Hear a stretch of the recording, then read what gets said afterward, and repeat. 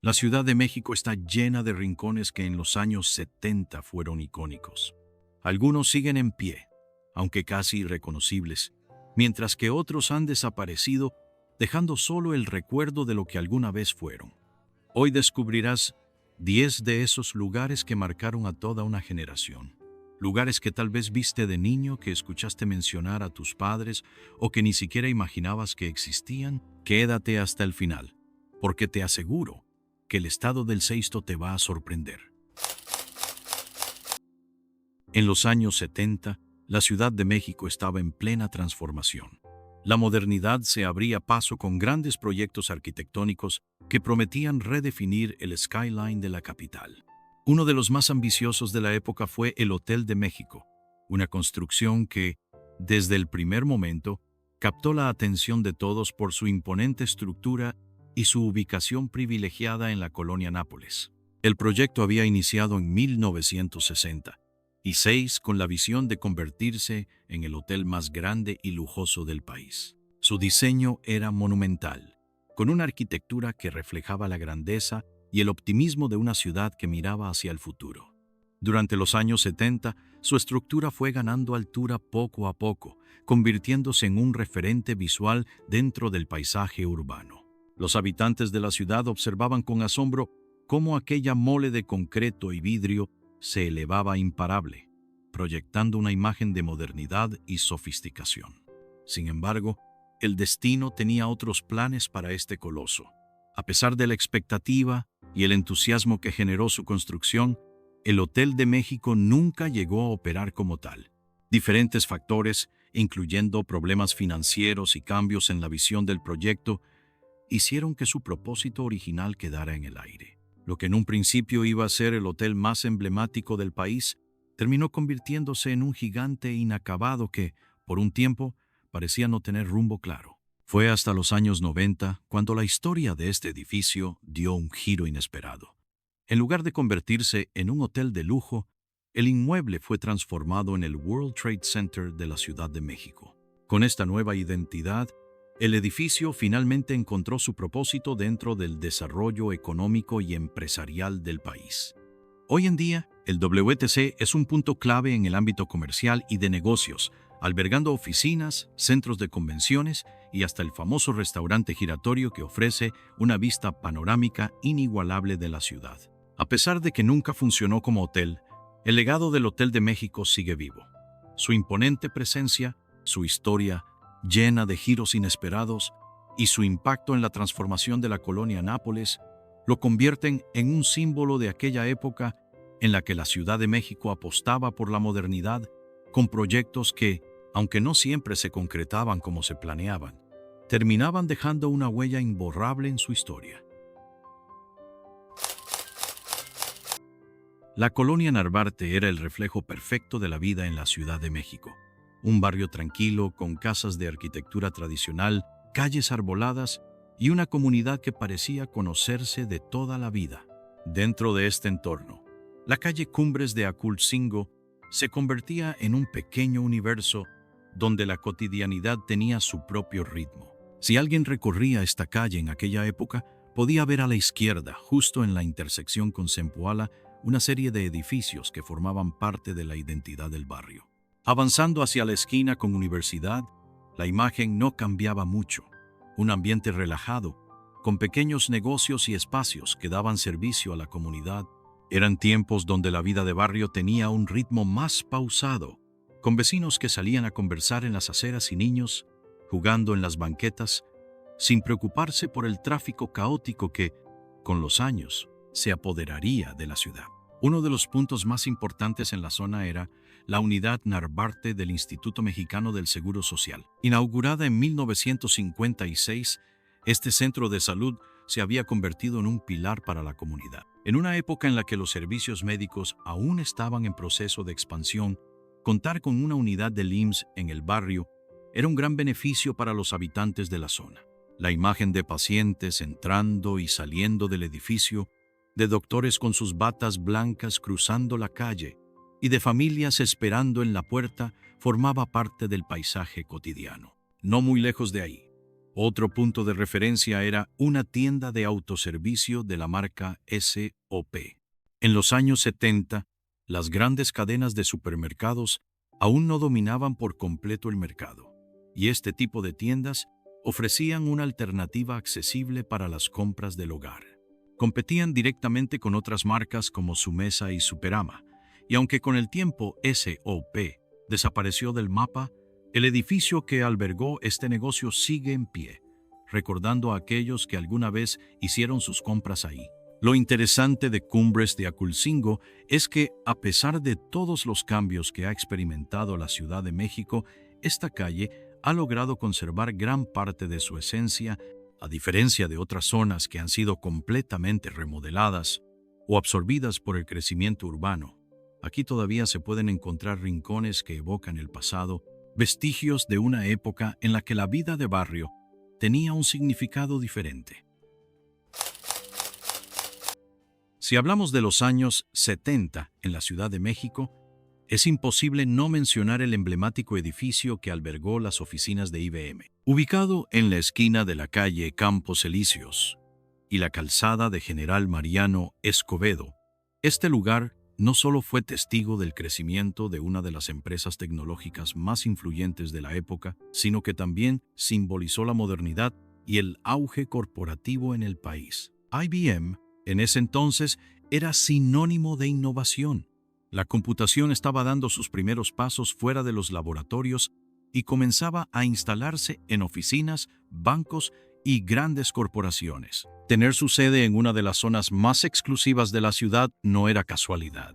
IBM se posicionaba como una empresa de vanguardia, y su presencia en esta ubicación reforzaba su imagen de prestigio y liderazgo en tecnología. Este edificio no solo era un centro de trabajo, sino un símbolo del futuro. En una década marcada por el crecimiento económico y la modernización de muchas industrias, las oficinas de IBM representaban ese salto hacia lo desconocido, una era en la que las computadoras comenzarían a cambiar la forma en que las empresas operaban. Aunque hoy en día estamos acostumbrados a la tecnología en cada rincón de nuestras vidas, en los años 70, entrar a un edificio como este significaba estar en la cuna de la transformación digital.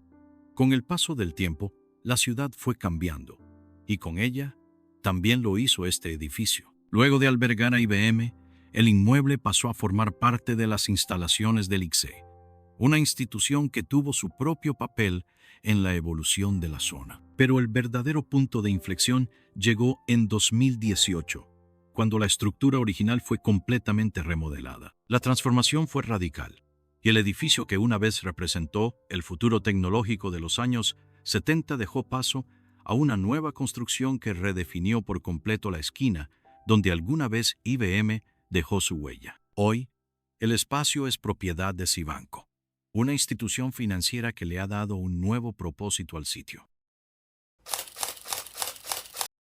Uno de los recintos que mejor representa la esencia de la Ciudad de México es el Centro Cultural Olin Yolistli, un complejo dedicado a la difusión de las artes que, desde su inauguración en 1979, se ha convertido en un referente para músicos, estudiantes y amantes de la cultura. Originalmente conocido como Sala Silvestre Revueltas, este centro nació con la intención de ser un punto de encuentro para la música clásica y la enseñanza artística. Su fundación marcó un antes y un después en la vida cultural de la ciudad, ya que no solo albergó a la Filarmónica de la Ciudad de México, sino que también ofreció un espacio dedicado al estudio y la formación de nuevas generaciones de músicos. Ubicado en la esquina de Periférico Sur y Zapote, el Olin Yolistli se convirtió rápidamente en un lugar imprescindible para quienes buscaban acercarse a la música de una manera más profunda. Su biblioteca y fonoteca eran auténticos tesoros, ofreciendo un vasto acervo de conocimientos para estudiantes y profesionales. Además, sus espacios para talleres y conferencias permitían que el aprendizaje artístico fuera accesible para un público más amplio, enriqueciendo la vida cultural de la ciudad. En un momento en el que la educación musical formal aún no tenía tantas opciones como en la actualidad. Con los años, la fachada del recinto ha cambiado, adaptándose a las necesidades de la ciudad y de la comunidad artística. Sin embargo, su esencia se ha mantenido. Sigue siendo un lugar donde la música cobra vida, donde los sonidos de los ensayos se mezclan con el murmullo de los estudiantes que caminan por sus pasillos, soñando con convertirse en los próximos grandes intérpretes. El hogar siempre ha sido un reflejo de la época en la que vivimos. Y si hubo una tienda que marcó el estilo y la decoración de muchas casas en la Ciudad de México, esa fue Mueblerías Moy. Con varias sucursales repartidas por la capital, esta cadena se convirtió en un verdadero ícono del mobiliario y el diseño de interiores, ofreciendo piezas que iban desde lo práctico hasta lo más elegante, todo con ese sello distintivo que caracterizaba el estilo de la época. Uno de sus puntos de venta más representativos estaba en la colonia San Rafael, específicamente en el edificio de Serapio Rendón. Esta ubicación no era cualquier sitio. El mismo inmueble también fue sede del Partido Acción Nacional en aquellos años, lo que le daba un aire de importancia dentro de la vida política y comercial de la ciudad. Pero para quienes pasaban por ahí, lo que realmente llamaba la atención era la mueblería, con sus escaparates cuidadosamente decorados que invitaban a imaginar cómo se verían esos muebles en casa. Frente a esta emblemática sucursal, se encontraba otro lugar cargado de historia, el Cine Ópera, una de las salas más impresionantes de la ciudad, famosa por su arquitectura y por la majestuosidad de su interior. Justo en la misma zona, el Teatro Manolo Fábregas seguía ofreciendo funciones, atrayendo a los amantes de las artes escénicas con su programación variada. Era un punto de encuentro donde la cultura, el comercio y el entretenimiento se entrelazaban, creando un ambiente vibrante que definía la personalidad de la colonia San Rafael. Con el paso del tiempo, Mueblerías Moy, al igual que muchas otras cadenas del sector, fue perdiendo presencia en el mercado. La llegada de nuevas marcas y la transformación del consumo hicieron que su impacto se desvaneciera poco a poco. Sin embargo, el edificio que una vez albergó esta sucursal sigue en pie, aunque con un uso distinto al que tuvo en su época de gloria. En la década de los 70, la Ciudad de México estaba llena de símbolos de modernidad, y entre ellos destacaba el edificio de la Secretaría de Comunicaciones y Transportes. Ubicado en la colonia Narvarte, este imponente inmueble no solo representaba el poder de una de las dependencias gubernamentales más importantes del país, sino que también era un referente arquitectónico de su tiempo. En aquellos años, la Secretaría de Comunicaciones y Transportes era clave en el desarrollo del país. El crecimiento de las carreteras, la modernización del transporte público y la evolución de las telecomunicaciones pasaban por las oficinas de este edificio. Su estructura reflejaba esa importancia, un diseño sobrio pero imponente, con una presencia que dominaba el entorno. Desde sus pasillos, se tomaban decisiones que impactaban la conectividad de todo México, definiendo el rumbo de la infraestructura en una época en la que el país se expandía aceleradamente. A su alrededor, la zona era un punto de movimiento constante. Muy cerca de ahí se encontraba el cruce de Cumbres de Acultzingo con Correspondencia y la entonces llamada Calzada Niño Perdido, hoy conocida como Eje Central. Desde ciertos ángulos era posible ver incluso la colonia Álamos, otro de los barrios con gran historia en la ciudad. El edificio se erigía como un punto de referencia, un lugar que miles de personas identificaban de inmediato y que con el tiempo se convertiría en parte del paisaje urbano de la capital. Pero la historia de este inmueble dio un giro en 1985, cuando el devastador terremoto sacudió la Ciudad de México. Aunque el edificio logró mantenerse en pie, los daños que sufrió fueron severos. La estructura, que en su momento simbolizó estabilidad y modernidad, quedó marcada por las grietas y el deterioro. La reconstrucción de la ciudad después del sismo llevó a una serie de remodelaciones en varios edificios gubernamentales, y la Secretaría de Comunicaciones y Transportes no fue la excepción. A pesar de los intentos por rescatarlo, el tiempo no jugó a su favor. Los daños estructurales y el paso de los años terminaron por condenarlo al abandono. Lindavista siempre ha sido una de las colonias más emblemáticas de la Ciudad de México. Con su estilo residencial, sus amplias avenidas y una vida urbana vibrante que ha evolucionado con el tiempo. Dentro de este paisaje, la avenida Montevideo se convirtió en una de las arterias más importantes de la zona, un punto de referencia que, además de conectar distintas áreas de la ciudad, albergó lugares icónicos que marcaron la memoria de varias generaciones. Uno de los elementos más distintivos de la avenida era la presencia constante de los trolebuses. Estos vehículos, que en su momento representaban una opción de transporte moderna y eficiente, recorrían Montevideo con su característico zumbido eléctrico, llevando a cientos de pasajeros a lo largo de la ciudad. Eran parte del paisaje urbano, una imagen que se repetía día tras día. Gente esperando en las paradas, conductores maniobrando los grandes trolebuses con precisión y los cables aéreos que parecían dibujar un mapa invisible sobre la avenida.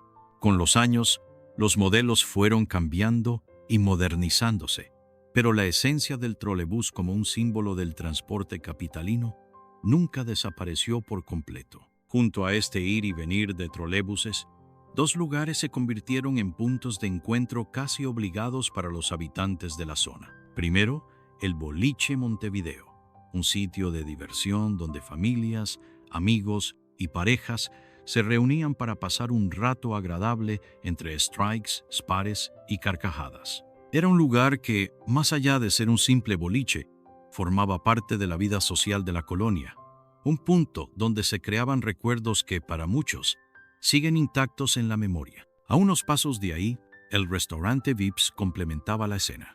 Con su ambiente familiar y su menú variado, se convirtió en una opción recurrente para desayunos tranquilos, comidas en grupo o simplemente para tomar un café mientras se veía la vida pasar a través de los ventanales. Este Vips en particular se volvió un sitio icónico porque representaba ese estilo de vida relajado que caracterizaba a Lindavista en aquellos años, cuando las grandes franquicias aún conservaban cierto encanto de barrio. Con el tiempo, la avenida cambió. Los negocios evolucionaron y la ciudad siguió creciendo, pero tanto el Boliche Montevideo como el Vips lograron adaptarse a las nuevas generaciones. Aunque la esencia de aquellos días es difícil de recuperar en su totalidad, quienes vivieron esa época todavía pueden recorrer la avenida Montevideo y recordar cómo era la vida cuando los trolebuses dominaban las calles. Las tardes de boliche eran un plan imperdible y un simple café en Vips podía convertirse en el pretexto perfecto para alargar una conversación hasta la noche. La Ciudad de México ha cambiado tanto con los años que hay calles y avenidas que, aunque siguen ahí, son casi irreconocibles en comparación con lo que fueron décadas atrás. Un claro ejemplo de esto es la antigua calzada de Tacubaya, un corredor vial que con el tiempo se convirtió en lo que hoy conocemos como circuito interior. Durante años, esta avenida fue una de las más transitadas y emblemáticas de la capital, conectando distintos puntos estratégicos de la ciudad en una época en la que el crecimiento urbano parecía imparable. Uno de los puntos más recordados de esta calzada era una tienda de la cadena Gigante, un supermercado que, con su distintiva fachada y su gran letrero, se convirtió en un punto de referencia para quienes vivían o transitaban por la zona. En ese entonces, las grandes cadenas de autoservicio aún no dominaban por completo el mercado y cada tienda tenía su propio sello. Gigante ofrecía una experiencia de compra que, aunque sencilla en comparación con los supermercados actuales, tenía un aire de modernidad que atraía a las familias capitalinas. A medida que la ciudad siguió expandiéndose y el urbanismo tomó un giro más acelerado, la transformación de la calzada de Tacubaya era inevitable. Con el paso del tiempo, el antiguo Gigante desapareció para dar lugar a un Soriana, adaptándose a los cambios en el comercio y el consumo de los capitalinos. Sin embargo, la estructura del edificio permaneció casi intacta, convirtiéndose en un recordatorio de lo que alguna vez fue ese lugar, un sitio donde cientos de personas hacían sus compras semanales y donde el simple acto de ir al supermercado formaba parte de la vida cotidiana. El cambio de nombre a Circuito Interior fue mucho más que un ajuste en el mapa de la ciudad. Representó la modernización de una vialidad que tuvo que adaptarse a un tráfico cada vez más caótico. Con la construcción de pasos a desnivel, la incorporación de nuevas rutas y una infraestructura pensada para una metrópoli en constante crecimiento. A pesar de todo, quienes alguna vez recorrieron la calzada de Tacubaya con su apariencia original, aún pueden evocar aquella imagen de una ciudad menos acelerada, donde los viajes en coche eran un poco más tranquilos y las tiendas de autoservicio tenían un encanto particular que poco a poco se fue perdiendo con el paso de los años. El cine siempre ha sido una de las formas de entretenimiento más queridas en la Ciudad de México, y durante décadas los cines de barrio fueron testigos de tardes inolvidables para miles de capitalinos. Uno de esos espacios que dejó huella en la memoria colectiva fue el Cine Ciudadela, un recinto que, aunque modesto en comparación con otros grandes complejos de la época, tenía un encanto especial que lo convirtió en un referente para los amantes del séptimo arte. Ubicado cerca de la antigua Plaza Ciudadela, este cine no solo ofrecía películas, sino una experiencia completa. Su cercanía con la plaza lo hacía el complemento perfecto para una tarde de paseo. Primero, una vuelta por los puestos de libros usados, luego una visita a la biblioteca y finalmente una función de cine para cerrar el día. En una época en la que el acceso a las películas era más limitado y la televisión aún no competía con la gran pantalla en términos de variedad, el Cine Ciudadela era una ventana a otros mundos, un lugar donde el público se transportaba a través de historias llenas de emoción. Algo que lo hacía especial era su apuesta por las películas en su idioma original. En una ciudad donde el doblaje predominaba en la mayoría de las salas, este cine ofrecía la oportunidad de escuchar las voces reales de los actores, lo que le daba un atractivo único para los cinéfilos más exigentes. La combinación de subtítulos y audio original no solo enriquecía la experiencia, sino que también la volvía más auténtica, permitiendo que las emociones de cada escena se sintieran tal como fueron concebidas. Pero como muchas otras joyas del pasado, el Cine Ciudadela no logró resistir el paso del tiempo. Los cambios en la industria del entretenimiento, la llegada de los multicinemas y la transformación de la ciudad terminaron por relegarlo al olvido. Aunque el edificio sigue en pie, lo que alguna vez fue un espacio vibrante lleno de risas, susurros y aplausos, hoy se encuentra en el abandono. En los años 70, la Ciudad de México era un hervidero de movimiento, y pocas avenidas capturaban mejor la esencia de la vida urbana que el eje central. Este corredor vial, que se extendía a lo largo de la ciudad, era mucho más que una simple calle de tránsito. Se trataba de un espacio donde la modernidad y la tradición coexistían en un equilibrio único, un punto de encuentro entre el comercio, la cultura y el incesante ir y venir de los capitalinos. Durante esta década, el eje central se mantenía prácticamente inalterado desde los años 60. Sus banquetas estaban repletas de peatones que se movían con prisa entre tiendas, oficinas y pequeños negocios que le daban vida a la zona. El transporte público era el rey del asfalto.